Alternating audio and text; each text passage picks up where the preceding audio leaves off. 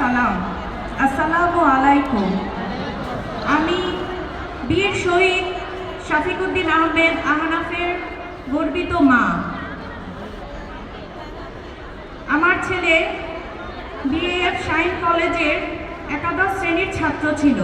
2025-এ তার এইচএসসি পরীক্ষা দেওয়ার কথা ছিল।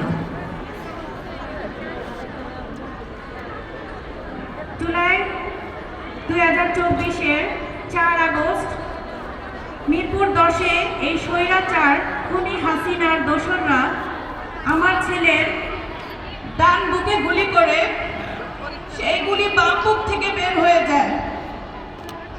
আমার 17 বছরের ছেলে, আমি তার শেষ কথাটাও শুনতে পারিনি।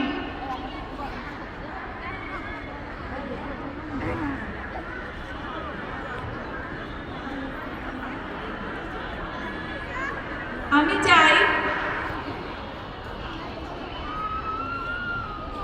আমার সন্তান শহীদ আহনাফ এবং আহনাফের সকল শহীদ যে স্বপ্ন নিয়ে এই দেশ গড়ার জন্য আন্দোলনে গিয়েছিল এবং রক্ত দিয়েছে, আগামীতে যেই দলই নির্বাচিত হয়ে আসুক তারা যেন এই শহীদদের আত্মত্যাগ ভুলে না যায়, তারা যেন শহীদদেরকে স্মরণ রাখে এবং একটি সুন্দর সুষ্ঠু বাংলাদেশ গড়ে তোলে, যেটি এই শহীদরা করার জন্য, একজন স্বৈরাচারকে উৎখাত করার জন্য তারা নিজেদের পরিবারের দিকেও তাকায়নি। তারা তাদের রক্ত দিয়ে এই দেশকে সুন্দর এবং সুষ্ঠু করার জন্য শহীদ হয়েছে। বিগত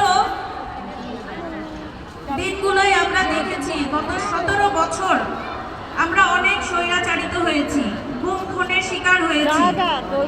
আমি সকল গুম খুনের পরিবারদের জন্য দোয়া করি তারা যেন তাদের ন্যায্য বিচারটুকু পায়। এবং আমার একটাই চাওয়া, আমি একজন শহীদের মা হিসাবে আমার একটাই চাওয়া, আগামীতে যেই দলই আসুক সেই দল যেন একটা সুন্দর সুষ্ঠু বাংলাদেশ তৈরি করে, যেখানে কোনো অন্যায় থাকবে না, যেখানে কোনো স্বৈরাচার থাকবে না, যেখানে কোনো চাঁদাবাজ থাকবে না, সেরকম একটা দেশ আমরা চাই। এবং আগামীতে যেন আর কোনো মায়ের বুক খালি না হয়, আর কোনো সন্তান যেন পিতৃহারা না হয়,